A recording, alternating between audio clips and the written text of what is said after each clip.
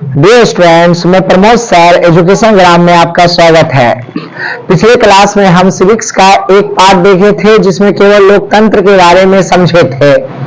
आज हम सिविक्स का दूसरा पार्ट ला रहे हैं जिसमें हम लोकतंत्र में सत्ता की साझेदारी में बेल्जियम और श्रीलंका के बारे में जानेंगे कैसे बेल्जियम और श्रीलंका में पावर के बंटवारा को लेकर कौन देश कितना विकास कर गया और कौन देश को कितना नुकसान हुआ है।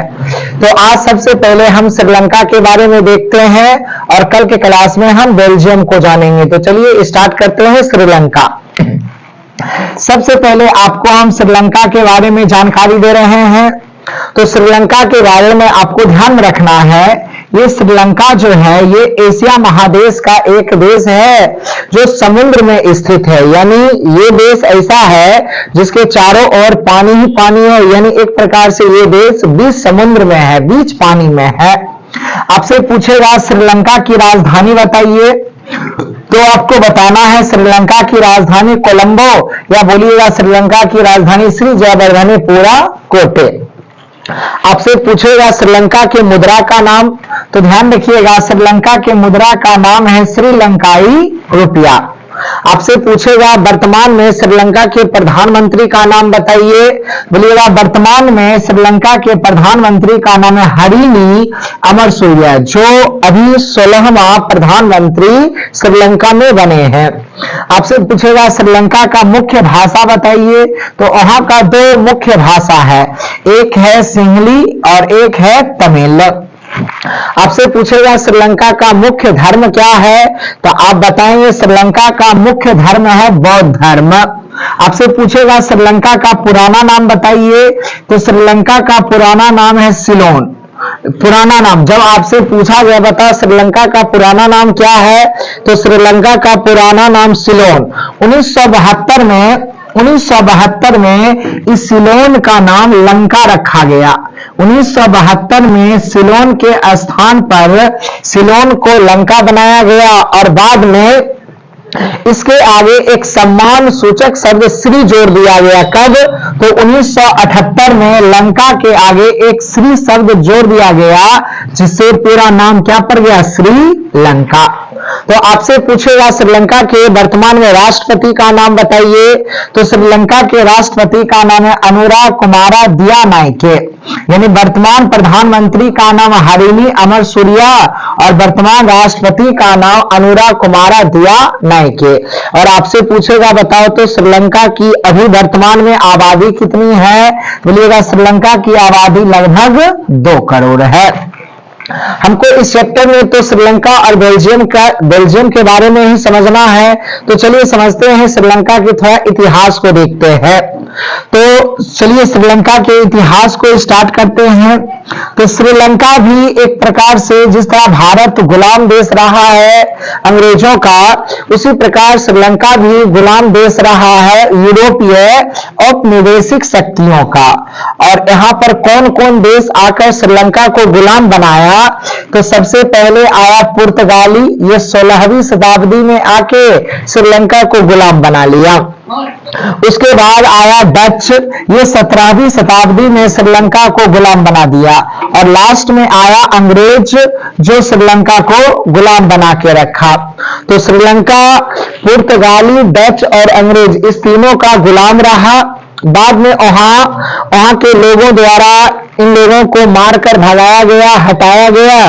तब जाकर 1948 में श्रीलंका क्या हुआ, श्रीलंका आजाद हो गया। तो आपसे एक प्रश्न एग्जाम में पूछेगी, बताओ श्रीलंका कब आजाद हुआ, तो आपको बताना है श्रीलंका 1948 में आजाद हुआ। जैसे ही श्रीलंका 1948 में आजाद हुआ तो कुछ वर्ष कहिए तो 1956, अब जैसे ही श्रीलंका आजाद हुआ तो वहां का 3 भाषा, यानी वहां पर जो लोग रह रहे थे उसमें सबसे ज्यादा सिंहली भाषा बोलने वाले ज्यादा थे, दूसरा तमिल भाषा बोलने वाले ज्यादा थे और थोड़ा कम कह सकते ईसाई भाषा बोलने वाले ज्यादा थे। तो ज्यादा संख्या में सिंहली भाषी थे जो 74%, तो वहां की जो आबादी थी श्रीलंका की, उसका 74% आबादी सिंहली भाषा को बोलते थे और बौद्ध धर्म को मानते थे। वहां जो श्रीलंका में जो तमिलों की आबादी थी वो 18% थी, और इस 18% में कुछ हिंदू भी थे और कुछ मुसलमान भी थे, और मात्र 7% आबादी किसकी थी, तो ईसाइयों की थी। तो सबसे ज्यादा संख्या सिंहली भाषा वाले होने के कारण देखिए सिंहली लोग तमिल और ईसाइयों के साथ क्या क्या किए, तो सबसे पहले वो सिंहली को राजभाषा घोषित कर दिए, यानी सिंहली को राजभाषा घोषित कर दिए और कहे कि यहाँ के जितने भी नागरिक और लोग हैं वो केवल व केवल सिंहली भाषा का ही प्रयोग करेंगे, तमिल और ईसाई भाषा का प्रयोग नहीं करेंगे। यदि कोई तमिल या ईसाई भाषा का प्रयोग करते हैं तो उसके बच्चों को ना सरकारी स्कूल में भर्ती दिया जाएगा, ना कॉलेज में भर्ती दिया जाएगा, और ना ही वैसे बच्चे को किसी भी प्रकार से सरकारी सुविधा दी जाएगी। दूसरा, उन्होंने बौद्ध धर्म को राजधर्म मान लिया, यानी वहां जो सबसे ज्यादा भाषा बोलने वाले जो व्यक्ति थे उनका एक प्रकार से कह सकते धर्म जो था बौद्ध धर्म था, और सभी लोगों से वो कहते थे कि आप लोगों को भी बौद्ध धर्म मानना होगा, या तो बौद्ध धर्म मानो नहीं तो श्रीलंका छोड़कर चले जाओ। उसके साथ साथ सरकारी सेवा में सिंहली को ही प्राथमिकता दिया जाता था, जो सिंहली भाषा बोलते थे उसको सरकारी सेवा दिया जाता था, सरकारी नौकर बनाया जाता था, नौकरी दिया जाता था, और तमिल और ईसाई वाले को देखते नहीं थे, उसे मारकर भगाया जाता था। एक प्रकार से कहिए तो उसको किसी भी प्रकार से सरकारी सुविधा नहीं दिया जाती थी। यहां तक कि स्कूल कॉलेज में भी सिंहली लोग को ही प्राथमिकता दी जाती थी और तमिल और ईसाई को जरा भी प्राथमिकता नहीं दी जाती थी। तो इस प्रकार श्रीलंका में तमिल और ईसाइयों के साथ भेदभाव बहुत ज्यादा हो रहा था। सिंहली का मनोबल दिनों दिन बढ़ते जा रहा था। तो जो वहां पर तमिल लोग थे वो धीरे धीरे क्या किए, देखते देखते सिंहली भाषा बोलने वाले पर विरोध कर दिए। तो विरोध तो कोई ऐसे नहीं करेंगे कि केवल चलो हम विरोध करते हैं, तो इसके लिए तमिल लोग क्या किए, एक सेना का गठन किए, और जो सेना का गठन किए उसका नाम रखे लिट्टे। तो ध्यान रखेंगे, तमिल लोग जब सिंहली भाषा बोलने वाले पर जब विरोध किए वो एक सेना का गठन किए और उसका नाम दिए लिट्टे। आपसे पूछेगा लिट्टे का पूरा नाम बताइए, तो आप ध्यान रखेंगे लिट्टे का पूरा नाम है liberation tigers of Tamil Eelam. आपसे पूछेगा लिट्टे का पूरा नाम बताइए, तो लिट्टे का पूरा नाम क्या हो गया, liberation tigers of Tamil Eelam. इसे एक प्रकार से श्रीलंकाई तमिल आतंकवादी संगठन था, यानी ये जो लिट्टे था ये एक प्रकार से आतंकवादी संगठन था, और इसका नेता कौन था, इसका नेता था प्रभाकरण। और जब ये नेता इसका प्रभाकरण हुआ तो तमिल लोगों पर एक प्रकार से कहिए तो श्रीलंका में उसमें काफी जुल्म ही किया जा रहा था। अब उस जुल्म को लोग कितना सहते, इसके लिए जो एक आंदोलन किए, तो आंदोलन में कहीं ना कहीं कोई नेता बनेंगे, और उसके नेता जो बने उस नेता का नाम क्या रखा गया, प्रभाकरण। और जैसे ही ये नेता प्रभाकरण आए तो आप कह सकते हैं तब श्रीलंकाई सरकार और तमिल टाइगर्स के बीच क्या हो गया, युद्ध छिड़ गया। तब वहां पर श्रीलंकाई सरकार और तमिल टाइगर्स के बीच युद्ध छिड़ गया। अब युद्ध काफी लंबा चला, और युद्ध काफी लंबा चला, एक प्रकार से आप कह सकते हैं युद्ध लगभग 1983 से स्टार्ट हो गया।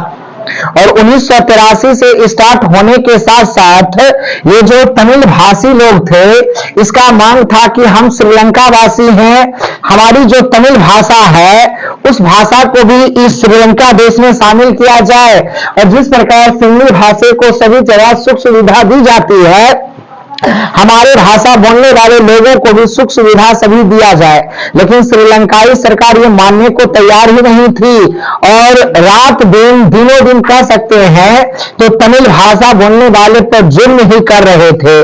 तो अंततः 1983 में श्रीलंका में गृह युद्ध स्टार्ट हो गया। और जब गृह युद्ध स्टार्ट हो गया तो बहुत सारे कह सकते श्रीलंकाई सेना मारे गए, जो लिट्टे का सेना बना ये भी मारा गया, लेकिन इस तमिल की संख्या कम होने के कारण ज्यादा से ज्यादा सेना लिट्टे का ही मारा गया। लेकिन लिट्टे वहां भी रुका नहीं, वहां रुका नहीं है। उसका धीरे धीरे इतना मनोबल लिट्टे का बढ़ते चला गया, वो ठान लिया कि एक ना एक दिन हम श्रीलंका में अपनी भाषा सरकार को मानने को मजबूर जरूर करेंगे, और जो भी हमारे लोग हैं वो क्या करेंगे, श्रीलंका में इसको भी सब चीजों का अच्छे से प्राथमिकता दी जाएगी। इसी बीच 1987 में भारत सरकार और श्रीलंका सरकार के बीच एक समझौता हुआ। जब देख रही थी भारत सरकार की वहां पर गृह युद्ध स्टार्ट है, तो भारत सरकार और श्रीलंका सरकार के बीच 1987 में एक समझौता हुआ, जिसमें भारतीय सेना द्वारा एक कह सकते हैं भारतीय सेना द्वारा एक शांति सेना भेजी गई। शांति सेना इस पर्पज से भेजी गई कि हम श्रीलंका में अपना सेना भेजते हैं और वहां पर जो लिट्टे नाम का जो आतंकवादी संगठन है उसके सामने आप प्रस्ताव रखिए, आप इस प्रकार से उद्दंडता का काम मत कीजिए, आपकी भी बात रखी जाएगी, श्रीलंका सरकार आपके साथ है। लेकिन जैसे ही भारत से एक शांति सेना गई, धीरे धीरे कह सकते हैं वहां पर विवाद बढ़ते जा रहा था, जिसके कारण भारतीय सेना के द्वारा लिट्टे के सेना को काफी नुकसान हुआ, या ऐसे समझिए तो लिट्टे के सेना काफी संख्या में मारे गए। अब जैसे ही मारे गए तो लिट्टे का जो नेता थे प्रभाकरण, उसको लगा कि भारतीय यानी भारत भी हमारे खिलाफ है, उसको लिट्टे को भारत से नफरत होने लगी। और उसी बीच 1987 के आसपास उस समय जो भारत के प्रधानमंत्री थे वो राजीव गांधी थे।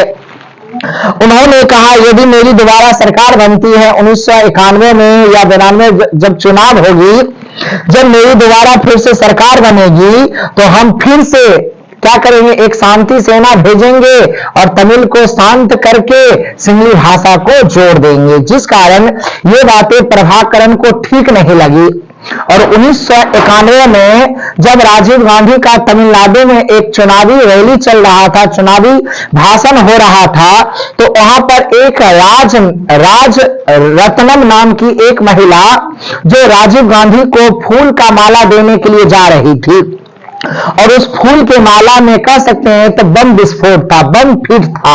और जैसे ही वो महिला राजीव गांधी को माला फिट कर मतलब पहनाती है, बम ब्लास्ट कर जाता है, और उस ब्लास्ट में राजीव गांधी मर जाती है, वो महिला स्वयं मर जाती है, और वहां आसपास जितने भी दर्शक रहते हैं सबके सब वहीं पर मर जाते हैं। तो इस प्रकार, और उसी में क्या होता है कि एक लिट्टे का जो आतंकवादी संगठन है उसका ऐसा कहा जाता है कि एक कैमरामैन रहता है जो वो भी एक प्रकार से मर जाता है उसी भगदड़ में। तो बाद में जब सब चीज खंगाला जाता है तो पता चलता है ये कैमरामैन जो है ये लिट्टे का ही है।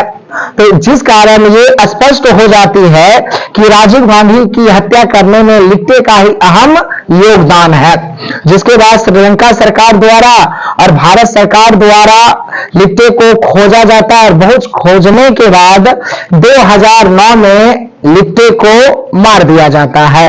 और जैसे ही लिट्टे मरती है, जो श्रीलंका में गृह युद्ध स्टार्ट रहता है, लिट्टे के मरने के बाद तमिल सेना कमजोर पड़ जाती है, और जैसे ही कमजोर पड़ती है गृह युद्ध क्या हो जाता है, समाप्त हो जाता है। और ये गृह युद्ध समाप्त कब होता है, मई 2009 में। मई 2009 में गृह युद्ध समाप्त हो गया। यानी एक प्रकार से आप देख सकते हैं यहां पर जब पावर का श्रीलंका में जब पावर का बंटवारा हुआ तो धीरे धीरे ये देश क्या होते गया, कमजोर होते गया। और जब कमजोर होते गया तो आपस में ही इस देश को क्या हुआ, नुकसान उठाना पड़ गया। आपसे एक प्रश्न करेगा, बताइए गृह युद्ध किसको कहेंगे? तो आप बोलेंगे एक ही देश के भीतर विभिन्न समुदाय के बीच होने वाले युद्ध को गृह युद्ध कहते हैं। यानी एक ही देश है और उसके भीतर जो आपस में या तो भिन्न भिन्न भाषा के या भिन्न भिन्न जात के जब लोग आपस में युद्ध करने लगते हैं तो उस प्रकार के युद्ध को ही क्या कहा जाता है, गृह युद्ध कहा जाता है। तो आज के क्लास में हम इतना ही रहने देते हैं। कल हम बेल्जियम को समझेंगे तब तक आप लोग इसको अच्छे से नोट करेंगे। यदि एक बार आपको अच्छे से नहीं समझ में आती है तो दोबारा से आप क्लास को देखेंगे और कल हम बेल्जियम को समझेंगे। धन्यवाद।